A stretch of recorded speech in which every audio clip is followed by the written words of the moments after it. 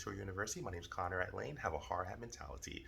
Now, the question for today is how to actually understand the culture of Turo, especially the culture of making money. If you understand the culture of Turo, you'll understand the culture of making money. Quick tip. All you have to do is this: learn how to satisfy people. Turo keeps saying they're all about the experience. They really are. You understand that, you're going to set yourself up for a lot of riches and wealth with Turo. If you don't understand how to satisfy the Turo guests, and you don't care about them, you have to care about them. Remember, just because you have a cool car, care about them. Answer their messages. Say hi and bye. Open the door for them. Do all the little extras. Give them a list of things to do in your area that are really cool to do. Set the tone for that. Outcompete the other Turos that aren't doing this. You set that up and understand the culture of just customer experience and the conciergeship, then you'll actually understand the success rate of how to build the culture financially.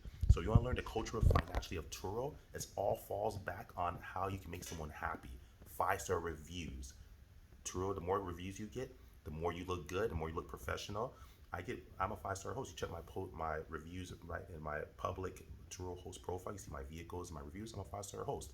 And no arrogance of 10, you can do this, you can be better than me. You can do this. But the more I do that, the more leads I get. And it's almost like to the point when we become a power host, you keep getting more and more business because you're doing phenomenal. You're making Turo money, they want to make you money. It's a win-win situation. So if you want to understand the culture of finances with Turo, understand how to be understand the culture of experience and respect. Like, subscribe, share, calling out.